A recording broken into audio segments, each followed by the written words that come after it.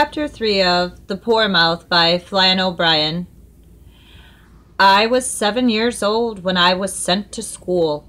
I was tough, small, and thin, wearing grey wool breeches, but otherwise unclothed above and below.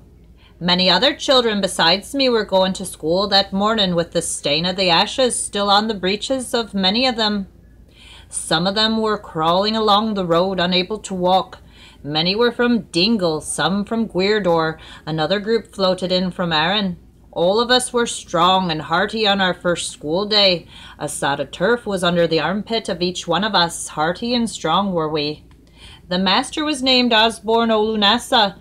He was dark, spare, and tall, and unhealthy, with a sharp, sour look on his face, where the bones were protruding through the yellow skin.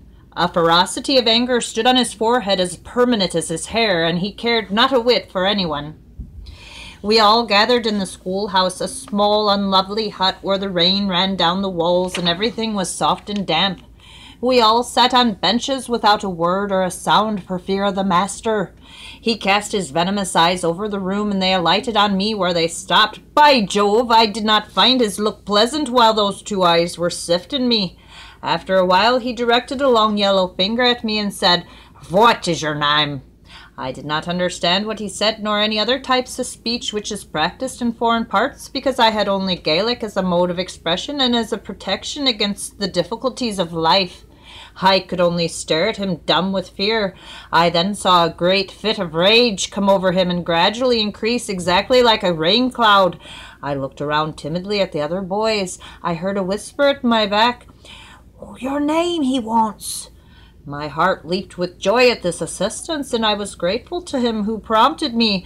I looked politely at the master and replied to him, "Bonaparte, son of Michelangelo, son of Peter, son of Owen, son of Thomas's Sarah, granddaughter of John's Mary, granddaughter of James, son of Dermot."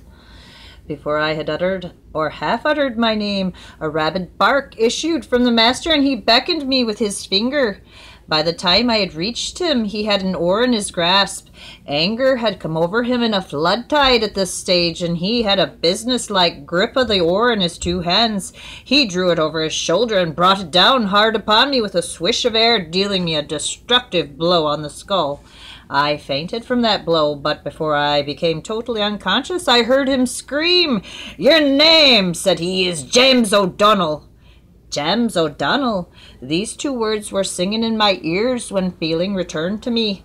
I found that I was lying on my side on the floor, my breeches, hair, and all my person saturated with the streams of blood which flowed from the split caused by the oar in my skull. When my eyes were in operation again, there was another youngster at his feet, being asked his name. It was apparent that this child lacked shrewdness completely, and had not drawn good beneficial lessons for himself from the beating which I had received, because he replied to the master, giving his common name as I had. The master again brandished the oar which was in his grasp, and did not cease until he was shedding blood plentifully, the youngster being left unconscious and stretched out on the floor, a bloodied bundle. And during the beating the master screamed once more, "Your name is James O'Donnell." He continued in this manner until every creature in the school had been struck down by him, and all had been named James O'Donnell. No young skull in the countryside that day remained unsplit. Of course, there were many unable to walk by the afternoon, and were transported home by relatives. It was a pitiable thing for those who had to swim back to Arran that evening, and were without a bite of food or a sup of milk since morning. When I myself reached home, my mother was there boiling potatoes for the pigs, and I asked her for a couple for lunch. I received them and ate them with only a little pinch of salt. The bad situation in the school was bothering me all this time, and I decided to question my mother. "Woman," said I, "I've heard that every fella in this place is called James O'Donnell. If that's the way it is, it's a wonderful world we have, and isn't O'Donnell the wonderful man, and the number of children he has?" "'Tis true for you," she said. "If 'tis true itself," said I've no understanding of that same truth."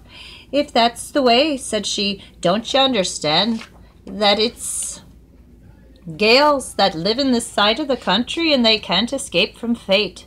It was always said and written that every Gaelic youngster is hit on his first day school because he doesn't understand English in the foreign form of his name, and that no one has any respect for him because he's Gaelic to the marrow. There's no other business going on in school that day but punishment and revenge and the same fooling about James O'Donnell. Alas, I don't think that there'll ever be any good settlements for the Gaels, but only hardship for them always. The old grey fellow was also hit one day of his life and called James O'Donnell as well. Woman, said I, what you say is amazing, and I don't think I'll ever go back to that school, but it's now the end of my learning.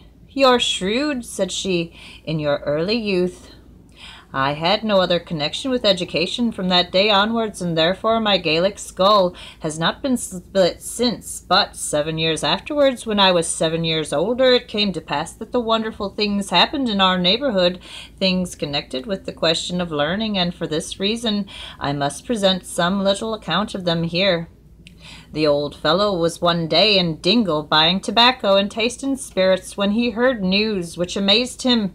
He did not believe it because he never trusted the people of that town. The next day he was selling herrings in the Rosses and had the same news from them there. He then half accepted the story but did not altogether swallow it. The third day he was in Galway City and the story was there likewise. At last he believed it believingly, and when he returned, drenched and wet, the downpour came heavily as